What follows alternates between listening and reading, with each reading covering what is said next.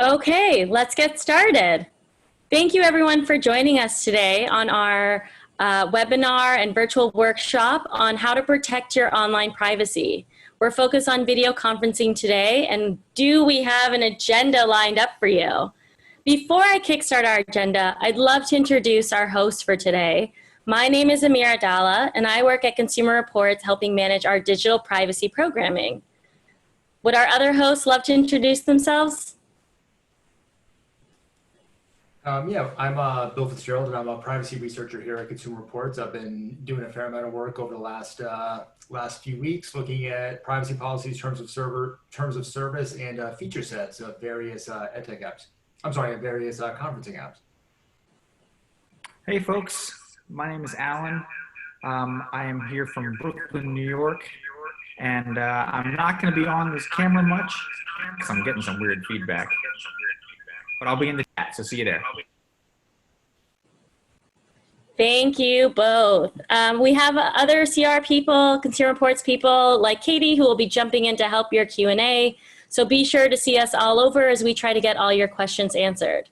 As you can see here in the agenda, we do have a packed schedule, so we will be moving along quickly. We do have an overview of tools and securities in general, a fun little quiz, a review of 3 video conferencing tools that we have decided to focus in on, and some time for question answers before we do a quick wrap up. And before we get into anything else, we just want to make sure we have a couple of housekeeping items to overview. So just to start off, I want to be clear that this is meant to be an overview.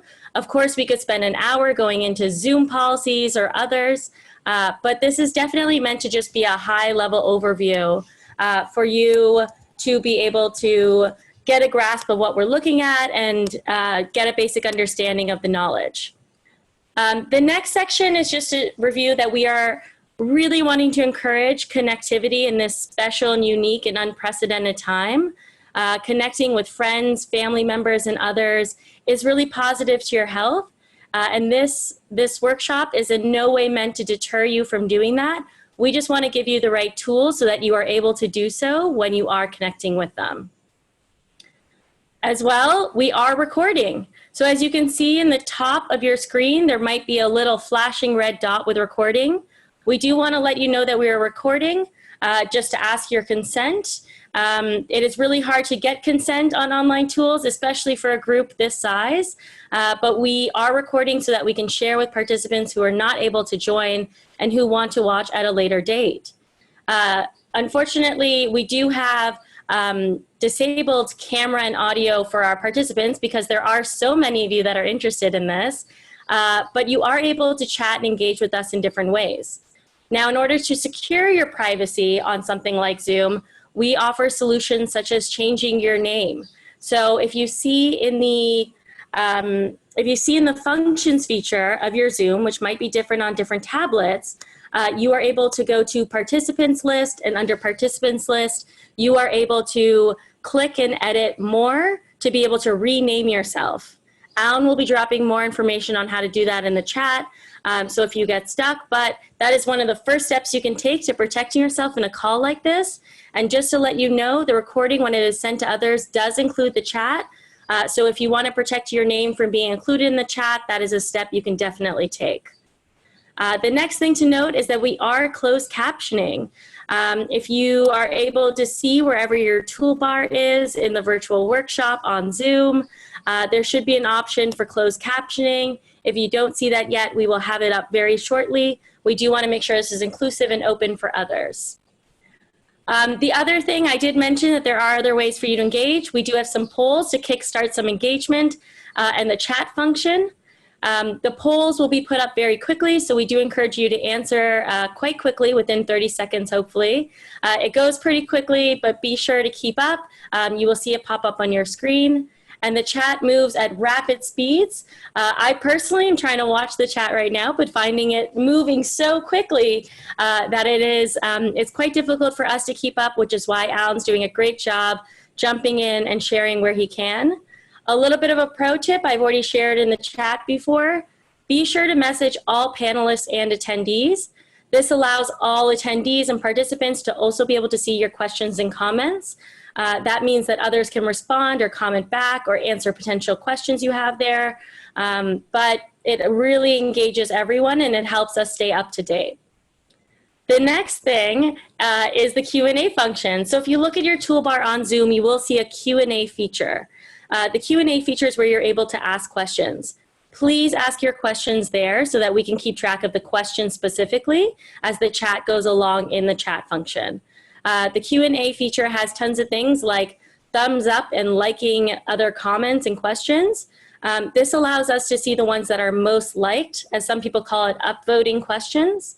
Once you do this, we'll be able to answer the most upvoted and liked questions to be sure that we're answering what people are wanting to know. And then the last thing is to be respectful to your attendees and participants and to us and Zoom. We are definitely in an age where things are happening on Zoom and video conferencing calls, and we'll talk a little bit more about that. If we do see inappropriate behavior, we will take necessary actions.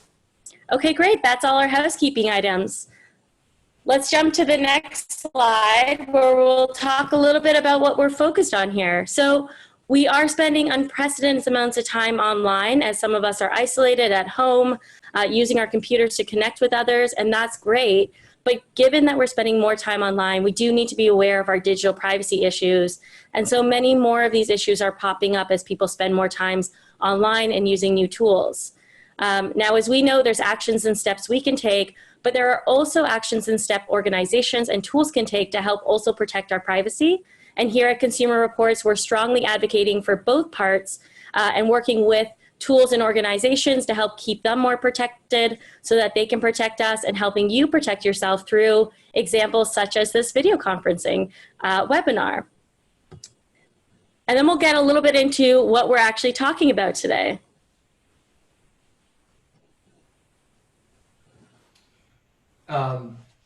Today we're going to be talking about the main video conferencing tools used, and the ones we're focusing on are Zoom, Skype or Microsoft Teams from Microsoft, and Google Meet and Hangouts from Google. We'll probably get into WebEx and some of the other tools as well. As more and more people are using these tools, and this is something that we've seen over like literally the last 24 hours and even like as soon as about 20 minutes before this webinar, there's a lot of breaking news and new information coming out about security issues with these tools. The purpose of this is to help get an understanding of how to use these tools safely and securely, and how to really kind of contextualize and understand what is a risk and what isn't a risk. We need to be using these tools now, given that we are going to be in our homes and doing social distancing for a while. We need to be able to use video tools to communicate with one another. So this webinar is designed to help us do this in as safe a way as possible. Great. And we're going to jump right into our first poll. This is our icebreaker poll. So as you think about video conferencing tools, we want to know, what is your favorite? Right now, as you can see, there's a poll listed on your screen. We've listed some of our top ones that we know of and we've heard people enjoy and use, as well as there is an other section if there are ones that you use that aren't listed.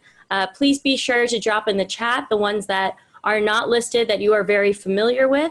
But you know what? We've got about 5 or so seconds to keep jumping in and add your favorite one to the list. And if you are selecting other, please add in which other one you are selecting in chat.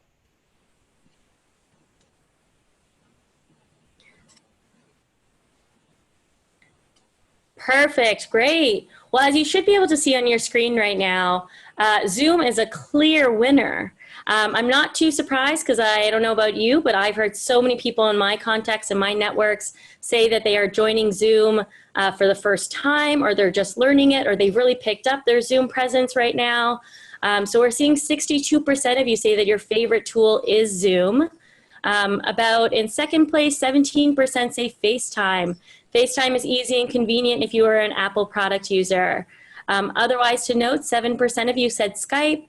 About 4% said GoToMeetings.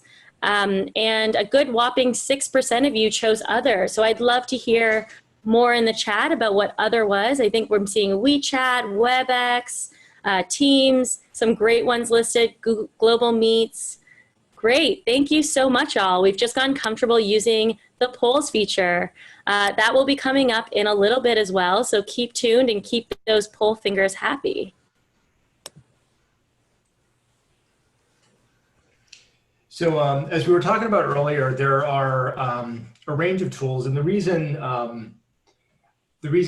we're focusing on this now is that increasingly all of us are relying on these tools more and more in our day-to-day life. About a month ago, most of us didn't need to use these tools in any way, shape, or form, or we would use them infrequently for work or for personal contact.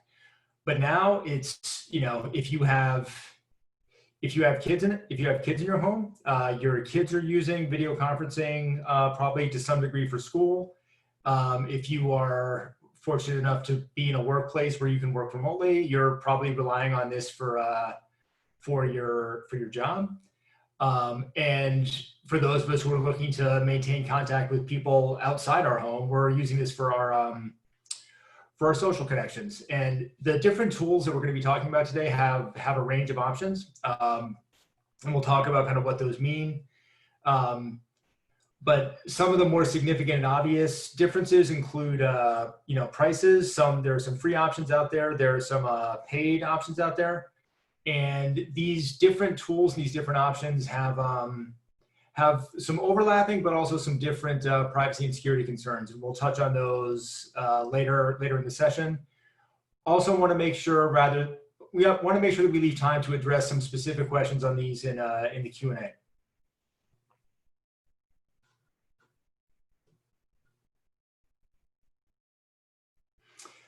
So moving on to the different security concerns that can arise. Some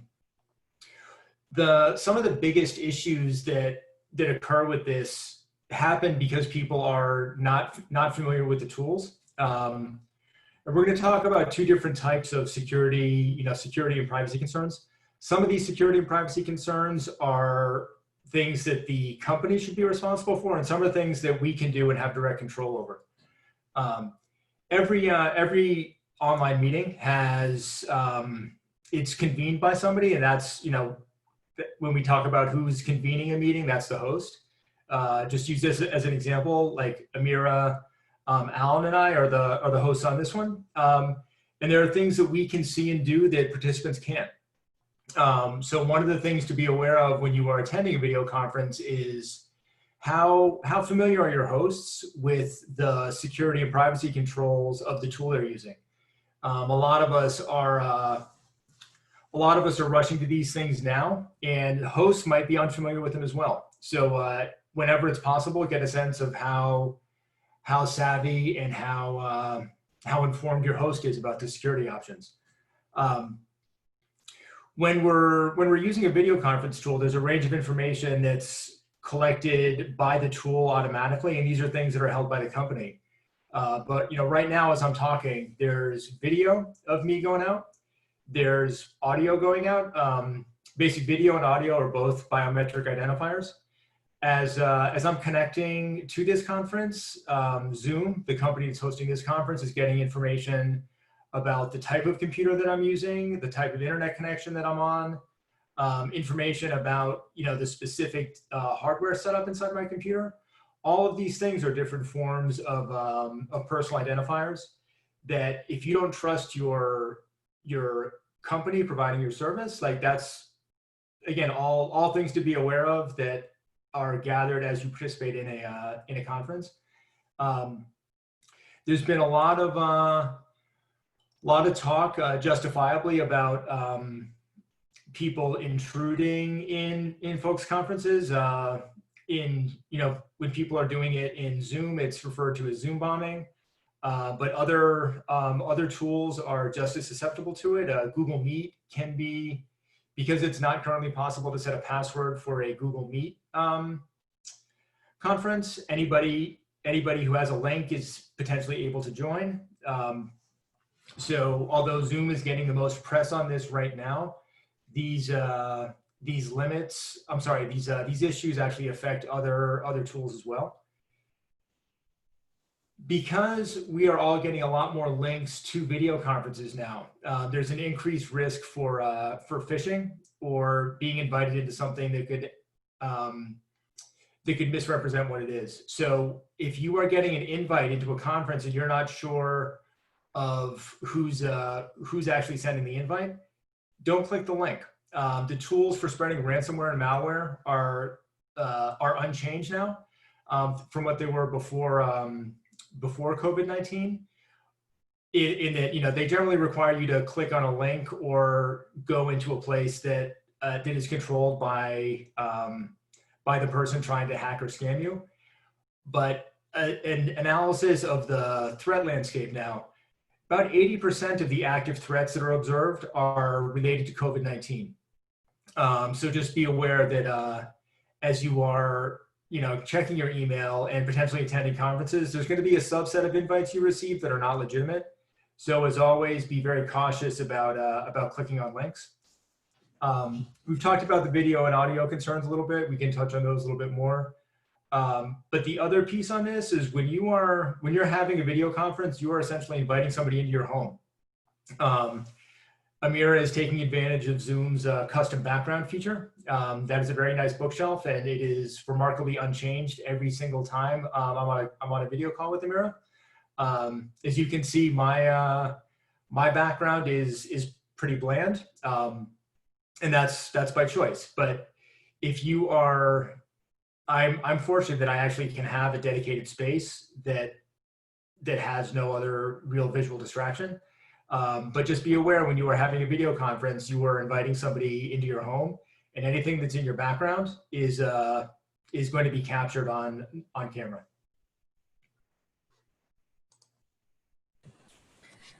Bill, you gave away my secret bookshelf. Although if you're watching, sometimes virtual backgrounds are not perfect. So you could see me somehow disappear into parts of it. So I've lost my hand or others. They're not great, but they definitely work, and it's easy to use. Unfortunately, as participants, you cannot use them at this moment, but when you're in future calls, you can definitely test out the settings by just searching online and figuring out how to add a virtual background. Okay, great. Quiz time. This is my favorite time. So we have a quick quiz lined up for you, which includes 3 questions. In it, you will be asked whether to answer true or false, or answer a specific multiple choice question. So the first question is right here popping up on your screen, which says all video conferencing tools will let participants know if they are being recorded.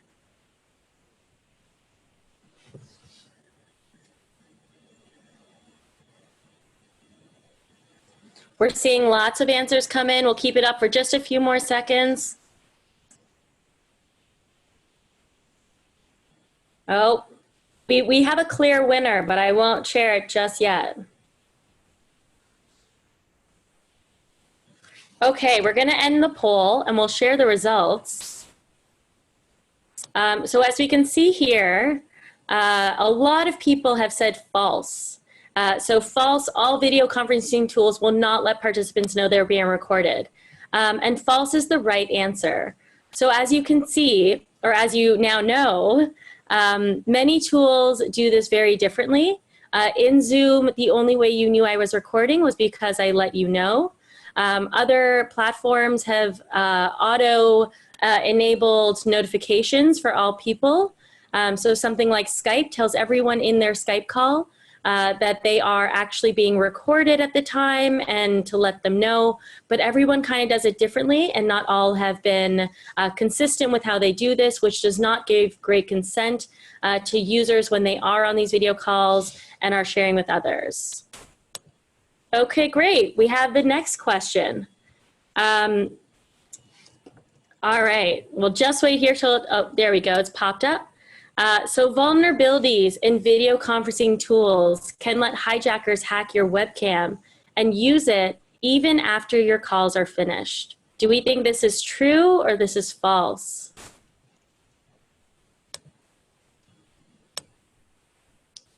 Well, this one seems even closer to the real one. It looks like you all know this one already, but maybe we might have given away some hints that might have gotten you a little bit ready about what to prepare for. Yeah, so as you can see on the screen, the answer is true. As recently as 2019, and perhaps even now, there have been vulnerabilities in platforms including Zoom, where hackers have been able to enable your webcam and your audio even after the call's finished. So this is why it's important to cover your webcam or audio after you're done calls, so that even if anything happens, you've taken necessary precautions, and it's great to see that people have already outlined that in the chat. Can I actually add one thing on this? Like Yeah. even actually as recently as yesterday, there was a disclosure of a vulnerability that if somebody had access to a machine could potentially result in that. One of the other things that came out of that vulnerability report was an issue that could be triggered by clicking on a malicious link in a Zoom chat. So just want to highlight here that as we are all in this chat, if somebody shares a link in the chat, don't trust links. Links are often where the problem starts, and if you click on a malicious link, that's how malware can get distributed. So if you are in a webinar with a large number of people and you don't know who they are, be very leery of clicking on links. One good thing to do is to always mouse over the link and see where it points to, or mouse over the link, copy it, and paste it into a Word doc. I saw somebody in the chat saying that you were going to add a link to CR content. Alan, please go ahead and feel free to do that. But if you're a participant, again, just be suspicious of links, because that's how malware gets spread. And in large conferences with people that you don't know, that's something that we are seeing happening. That is definitely true. And we will quickly go over changing your audio and video permissions, or audio permissions specifically, on your desktop later. But there is a link that Consumer Reports has put out that gives you step-by-step instructions on how to do that as well. So Alan has already shared that in the chat, so be sure to look out for that. Okay, great. We're going to go on to question number 3. So question number 3 is, which video conferencing tool is most known for having phishing emails sent to customers pretending to be from the company? As you can see here in the poll that's up right now, there are 3 options. We have listed Google Hangouts, Skype, and Zoom. So the question is, which one do you think has had the most phishing emails pretending to be from the company? And I'm seeing a lot of differences in the voting here. So don't worry, this one is a little bit tough. Decided to end on a tougher one. But be sure to just guess whatever you think is probably the most accurate, and we'll go over the answer afterwards.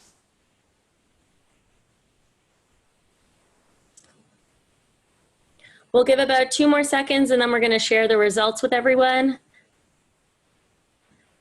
All right, great. So as you can see on your screen, Google Hangouts is guessed as 51%, Skype at 32%, and Zoom at 17%. And while majority of you guessed Google Hangouts, the answer is actually Skype. Skype has been known in the past to have a long history of many phishing emails sent out that have been using the Skype logo or similar Skype URLs or otherwise. Now, I have a little bit of a guess as to why this is the case.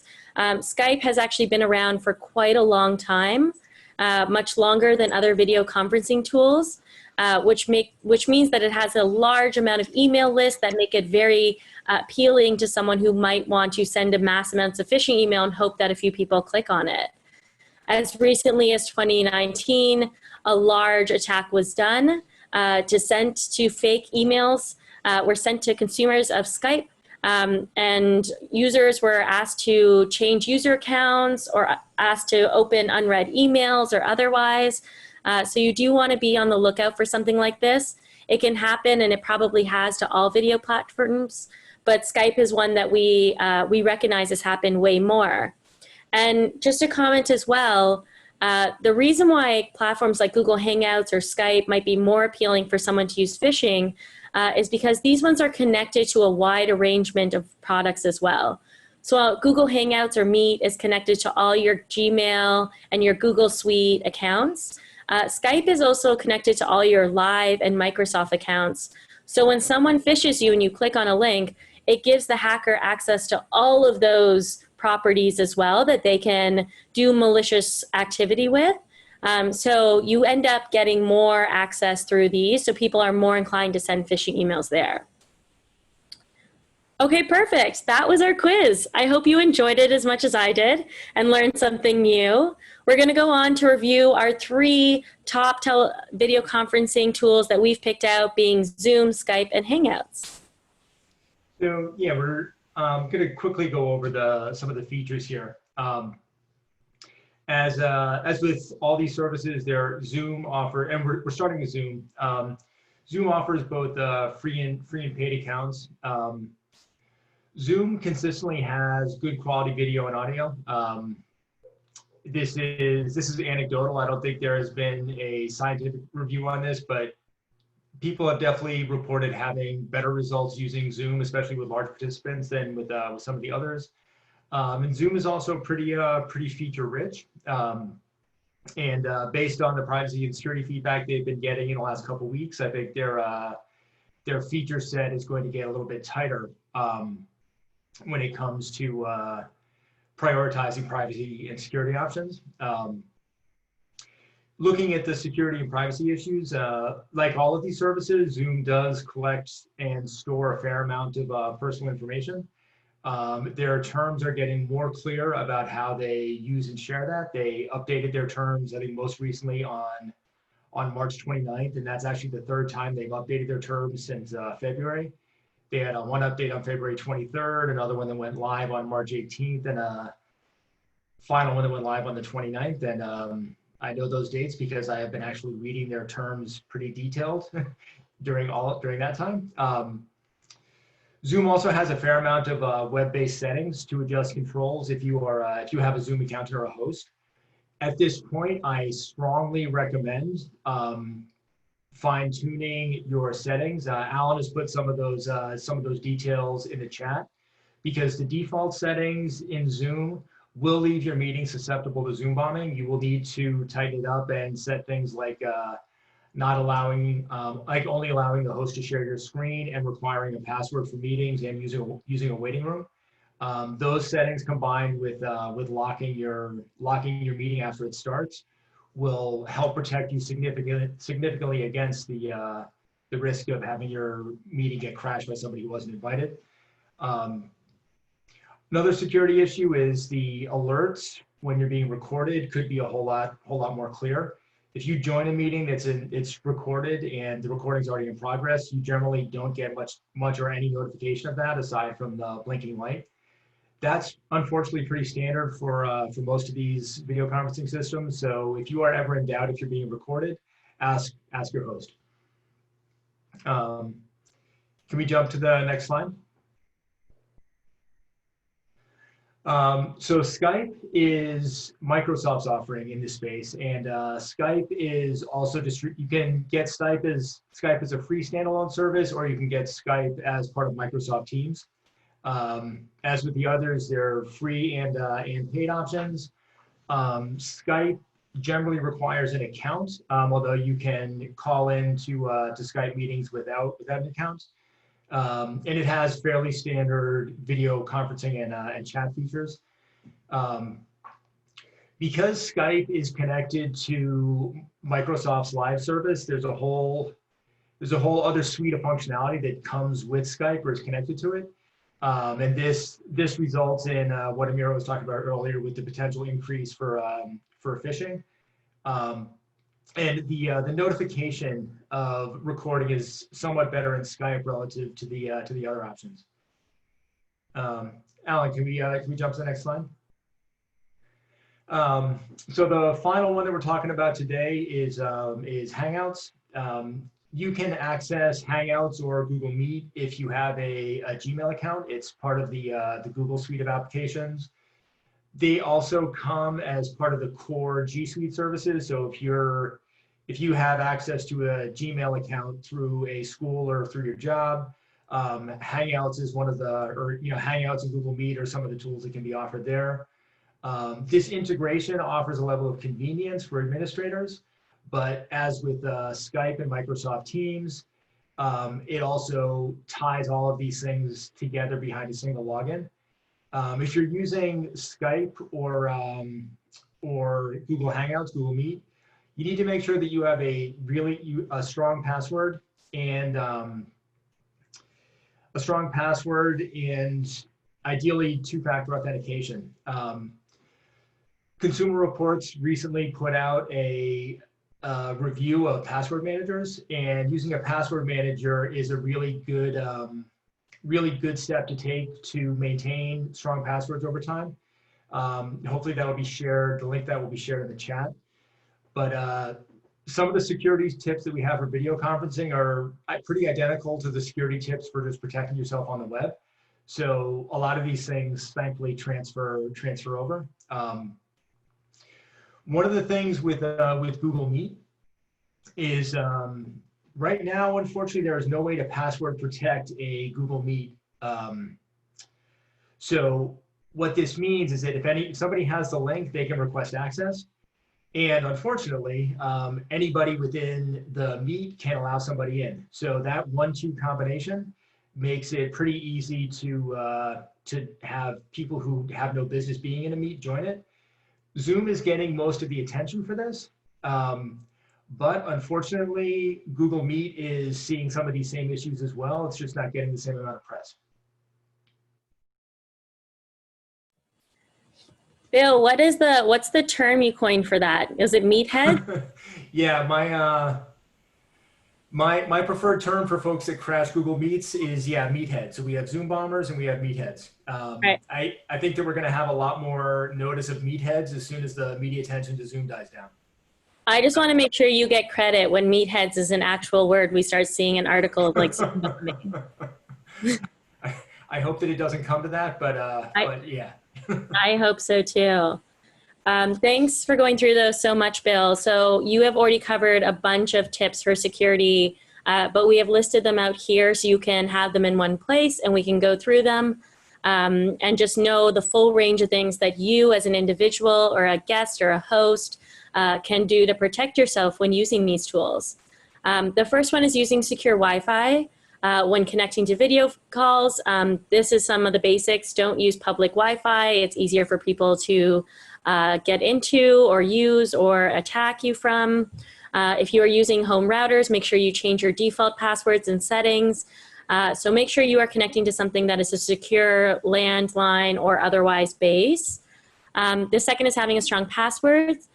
Bill mentioned password managers are a great tool to use that help you really set stronger ones, but having strong passwords enable that people aren't necessarily able to get in super easily. Passwords are also a great tool when offered on video conferencing tools, so you can have great passwords so that enables only the people you want to get into the call will get into the call. We also covered to cover your camera when not in use. I have a great camera cover. If you don't have one, you can easily use tape or a piece of paper or otherwise. It's just a great tool for those that are worried about potential security vulnerabilities as it relates to people getting into your camera settings. Use appropriate background. So Bill has a great setup from home that we've been able to see. And that's one example. Another example is setting a background like I've done, which is a virtual background, putting something up that is enabling your privacy no matter where you are, and just keeps you and your information in your home more secure. The next is protecting sensitive information that can be seen or heard. Sometimes this happens with noise, sometimes this happens in your audio. There's a variety of ways you can protect yourself. To make sure that your whiteboards are erased in your calls, or there isn't information being shared or seen through videos or otherwise. I mentioned this a little bit earlier with passwords, but make sure to password protect your calls or enable your permissions. As a host, you have a lot of opportunities when setting a call or creating one that enables it to be more secure. Please be sure to check those out. There are lots of tools online that share more how to do that as well. The next one is just to update your tools to get the latest version. So if you're on some of these tools, it might prompt you, say that we have an update available. So Zoom does offer that on its app when it's on its desktop or otherwise. Sometimes you might have to just go into the settings and click on updates and download the updated version. But meaning you are updating your tools really allows you to make sure that you have the highest version of that tool that is equipped with all the patches and securities and forward settings that allow for your privacy and security as companies are being held accountable and are changing things constantly. And the last one is a good tip for all tools online and all apps and all things we use, but really reviewing your settings frequently.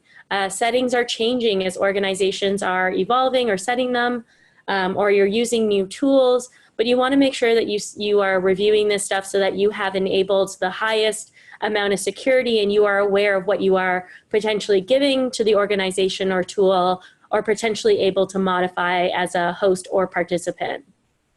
So keep these ones on mind. They're actually great digital privacy tips in general, and you can use them in many places. But specific to video conferencing, these are the ones we really wanted to let you know about. And as we did talk about before, a lot of questions came up around video and audio permissions. So we have pasted here instructions on how to do it on a Mac or a PC. I do not expect you to do this right now. Don't worry. These are step-by-step instructions. There's a great article Consumer Reports put up that goes through these step-by-step instructions as well as ones on your mobile devices. We'll be sharing that in the chat, as well as we will be sending all links to you at the end of the webinar, so you are able to follow and do it on your own time. And I would definitely recommend doing it on your own time at your own speed and getting more familiar with these actions as it relates to your settings. But I did want to post this here just so you know. Most of these involve going into your settings, a great example of checking your settings, going into security and privacy, and changing permissions to not allow people to use your video or audio without your consent or your permission. That's an easy first step that you can do that really enables people to really have to get that added security level and added barrier when they need. So don't worry about following along. We will send through. It looks like Alan's already sharing links in the chat, but we will send that through after, and you can do this on your own time. All right, we've gone through a lot of stuff, and I've seen so many questions. Thank you all for joining into the content part of what we've been talking about. I know there's tons of other things we haven't been able to touch on, so don't worry.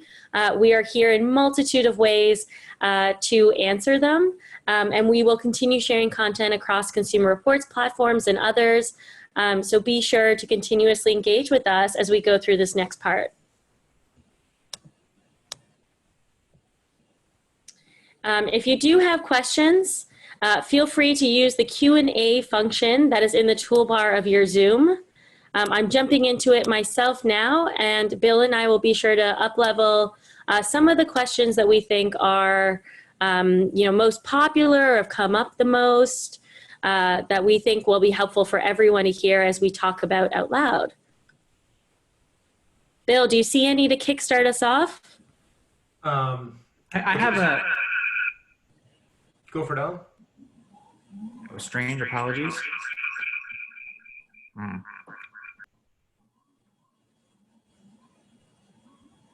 Okay, Alan, we might be getting a large echo from you. Do you want to drop it? Is that any better? Yeah, that's way better. Great. So I would say that one of the things that is generally coming up in both the chat and in the Q&A is a question about when people are signing up for the Zoom for the first time. Zoom is asking for a lot of information, and people are concerned and want any advice or thoughts about how much they are giving over when they're starting any of these platforms. So, Amira, do you want to jump in on that? You want me to? Okay. So when you are signing up for a service, there's going to be a combination of required fields and non-required fields to start. First, one thing I always recommend skipping all non-required fields. just because if it's not required for them to have it, then it's not required for you to share it, and just leave it out.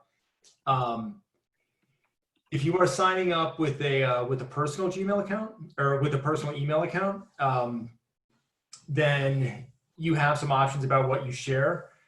If you have any doubts about the integrity of a company as you're signing up, then you probably shouldn't sign up for it, or possibly just create a throwaway email address and use that to sign up for those services. Sometimes you can sign up if you want to create a throwaway account. You'll often have to tie it to your legitimate account, but that's at least one step removed from your actual identity. So whenever possible, you just want to kind of minimize the information that you share. One other thing that you can do is, if there are a lot of email accounts that will allow you to add kind of like a special string of characters into your address. So like, let's say your email address is tom@gmail.com. You could add in like tom+1@gmail.com, and it'll still go to your account. So if you actually want to track what services sell your information, you could just, if you're signing up for Zoom, do tom+zoom@gmail.com. If you're signing up for Microsoft, do tom+microsoft@gmail.com. And then when you see those emails coming in, you'll know which service sold or shared your information. Question just came in related to this, recommending every person inviting to a Zoom conference call actually create their own Zoom account. Whenever possible, avoid creating an account. And that's true of participants, and you should encourage your participants to not create an account. Also with Zoom, there's a link you can set up as a Zoom host to allow people to access the conference via their web browser. That is far more protective of their privacy than using the Zoom app. Zoom pushes people towards to download their app, but that's not actually necessary. But it requires the host to make that shift when they're setting up the meetings. Alan, does that answer the question as it was laid out in the chat? I think, well, we had a couple different versions of the question, but I think that got most of them, yeah. Okay. I have seen this come up a couple of times, so I do just want to address this one. As many of you mentioned, why is Consumer Reports using Zoom? For our purposes, Zoom enables us to use many features that we would like, that makes us able to do great features like add polls, be more engaging, have things like recordings and chats at a much easier level. So we do have a corporate account that we use at Consumer Reports, and that's how we're able to run webinars and workshops like this. That being said, we have changed our settings, and we have taken a lot of necessary steps that enable us to protect ourselves while using Zoom. And there are obviously precautions many can take with any sort of video conferencing tool. So as we think about this is one that we have focused on. We understand their security risks, and we are taking our necessary precautions as well. And a lot of the stuff that's apparent to Zoom is obviously coming up right now as more people are using it. So we are also keeping an eye as we think about how we can leverage our Zoom presence better, and what does our presence on Zoom even mean. So thanks for sharing that. We're all testing and sharing and learning at the same time. There's a lot of ways to think about Zoom. I also saw in the chat that someone had questions whether these are tips for if you're hosting a Zoom or if you're participating in a Zoom. A lot of these have been generic tips for you to use either which way. I think it's important for both hosts and participants to know what they are able to do, and these tips can be used for either. Although, as Alan has been really great at adding to the chat, when you are a host of a conference call or a meeting, even if it's between two people or others, in Zoom there are a lot more settings and things that you are enabled and allowed to do. Some that are great, some that we think are not so great, some that should definitely be changed. So be sure to check those out as a host and be aware of what you are and are not able to do, and potentially give those a little bit of thought as it relates to your privacy and the privacy of your participants. I've also got a couple people at different times who have addressed FaceTime. And we name checked that a couple times, but we haven't really dove into it. Anything different or special, Bill, that you want to bring out about FaceTime? So if if everybody that you want to talk to has an iPhone or an Apple device, then FaceTime is a decent option for one-to-one conversations. My personal preference and what I use personally is Signal. It's an open source application. It is known as one of the most secure texting applications and video applications that's out there. And what I prefer about Signal over FaceTime is that it's not tethered to, it works across platforms. It works on Linux, Apple, and Windows. It also works on Android and iOS phones. Yeah, Signal is from Open Whisper Systems. And it's free to download and one of the more secure options out there. FaceTime is also a good option if everybody that you want to talk to has an iOS device, but that's not an assumption you can always make.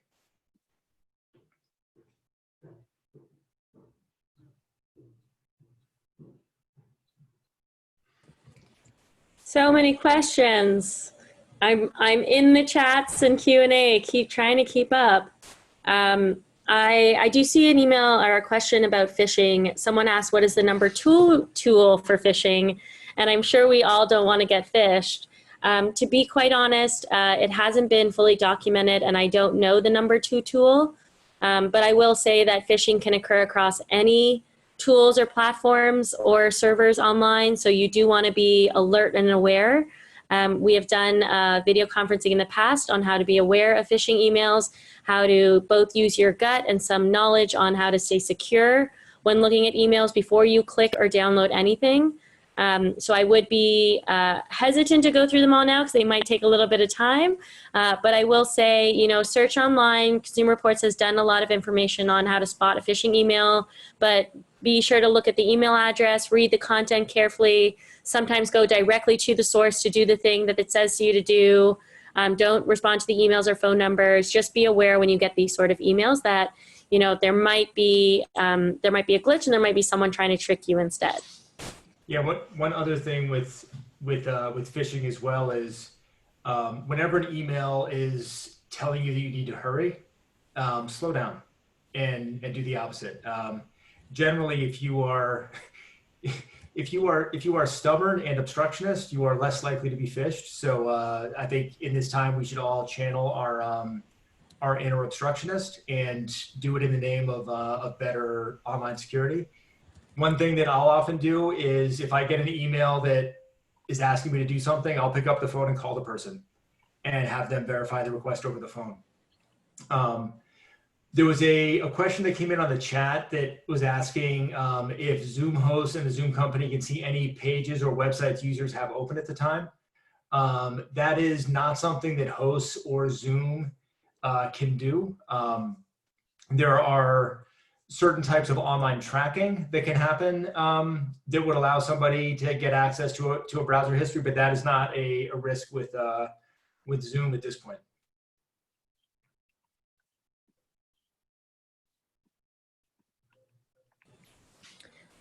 Bill, this is a great question. I'm going to up level and maybe you want to kick us off. Someone asked, why does Zoom require you to enter an email address or your name or info when you enter a Zoom call or join a meeting?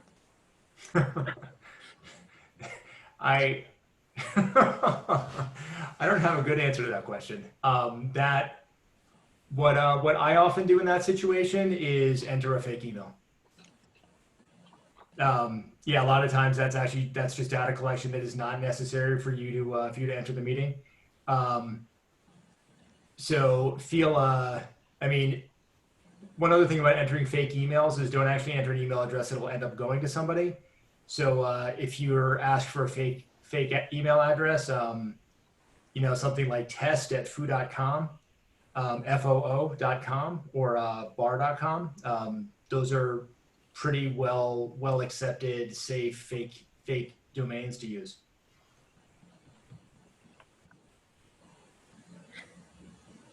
Another tip is to be sure to change your name if you are concerned about your privacy, security, and calls. As we mentioned, you are able to rename yourself in Zoom calls, and that enables you to protect your privacy, especially when it's being recorded or otherwise, and you want to remain anonymous. I've also got a general question from Steve that I saw happening in the chat a little bit. What are the actual chances of being hacked or phished? How worried about all of this should we be? This is me editorializing and no longer Steve, but between all of the different things about Zoom bombing and also hacking and your privacy and security, Bill, why are you still on the internet at all? I ask myself that exact same question every day. No, I mean, like these are, I mean, there are risks everywhere. You know, I mean, right now, like, you know, like literally, if we walk out onto the street and get too close to somebody, like that's a risk. But the vast majority, like, you will reduce your level of risk on the internet if you take two basic steps.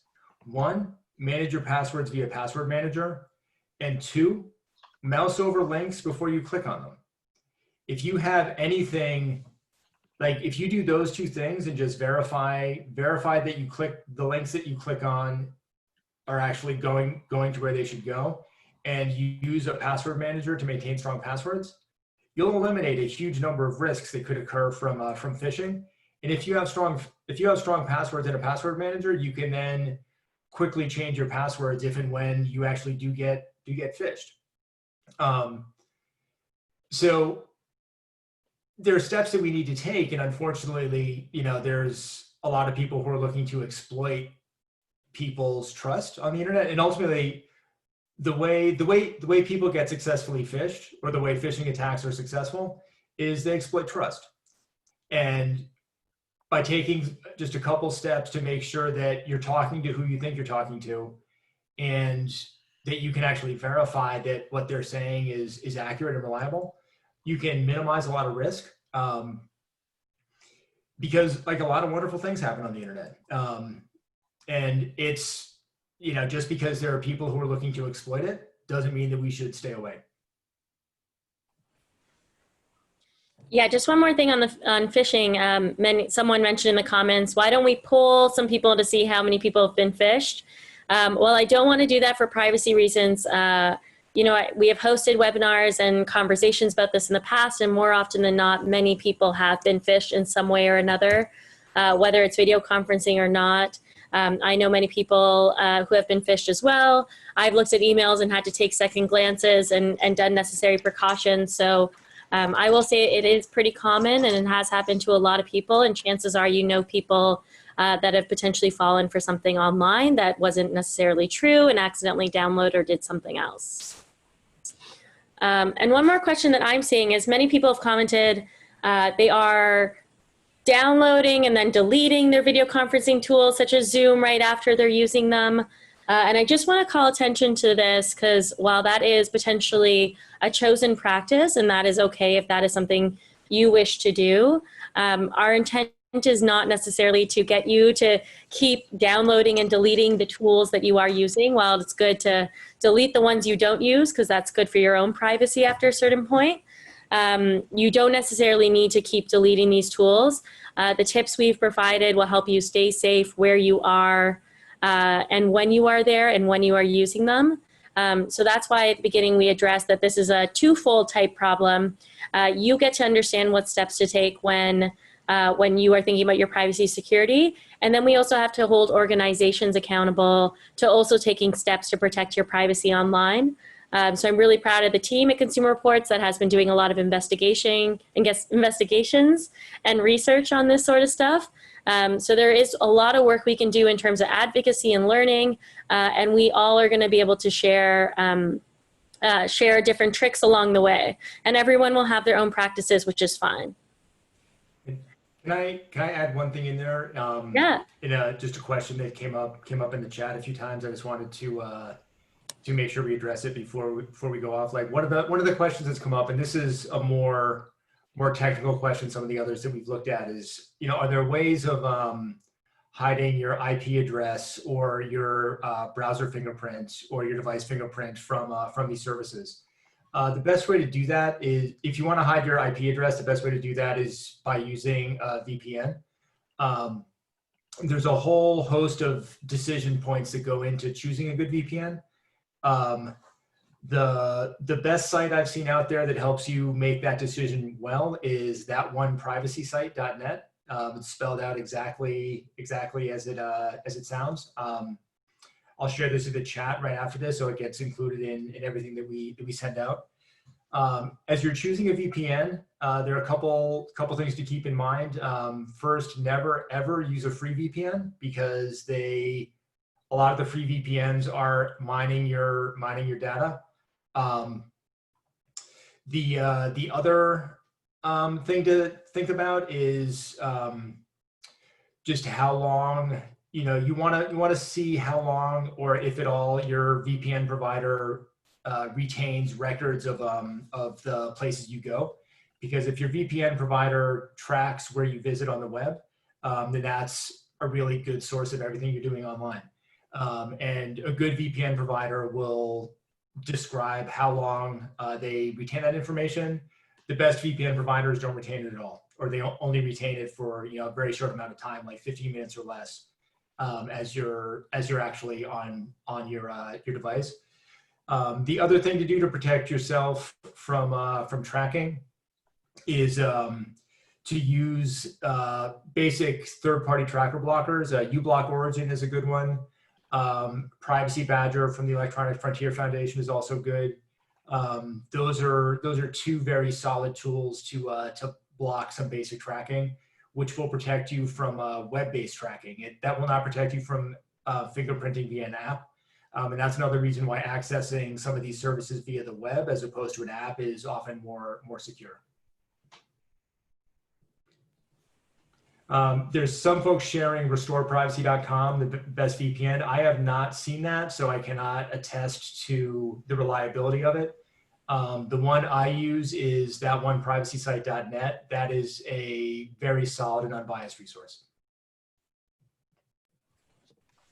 Great, thanks, Bill. In our last minute, we're going to do a quick wrap up. Can I just come off and defend the honor of Katie, who is in no way Zoom bombing this meeting? Katie McGinnis, who works in our advocacy team, and the way she's not Zoom bombing this meeting is because the host, that's me, made her a panelist. So she is definitively here. There she is on camera. Hi, Katie. Thank you for being here.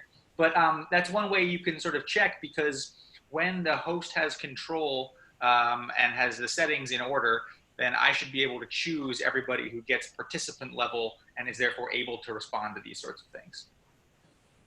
Great, thanks, Alan. So just to quickly follow up with a wrap up, we will be sending out an email with links to the recording that also includes the chat. So be sure to keep an eye out for that. We will also be including the links that we dropped into the chat in that, so you are able to click on them and go through them at your own pace. We are taking suggestions for future workshops, so please be sure to either email the email that's in this slide, or email us afterwards and let us know what topics you would like to see in the future as we continue to expand our series on online privacy. And then if you are interested in sharing this video and recording with others, you are welcome to do so. But if you are interested in running something similar and sharing whether it's this slide or this information with others, you are also welcome to do so, and we are here to help. So we are just trying to make sure that everyone is equipped and secure as we move more towards video conferencing. Please email us using community@cr.consumer.org. We will get in touch with steps and information on how to do so. And lastly, I want to say a huge thanks to my co-host Bill for helping share knowledge with all of you today. Great co-host, Bill, and it's been a pleasure to do this with you. Katie, who has not been Zoom bombing us, but has been in the chat and Q&A function, helping make sure all your answers have been there. She has been great with dropping knowledge on Zoom and all sorts of video conferencing apps, and we really appreciate that. Thank you, Katie. And of course, Alan, our head of production, who's making sure that the polls and slides and chats and links and all the things that you don't realize are happening at the same time are up to speed and happening very conveniently and quickly, and helping address so many of your questions. So thank you all, and we will see you next time. And I guess this is probably a mostly moot point at this point, but if anyone has stuck around expecting closed captioning, apologies we didn't have that working this time, and we will be sure that for your future Consumer Reports webinars like this one, we do have it working. I'm not sure what went wrong. Thanks, Alan, and thank you all for joining. Love reading the comments in the chat. Lots of great feedback, and we are excited to keep learning with you in the future. Thanks, everybody.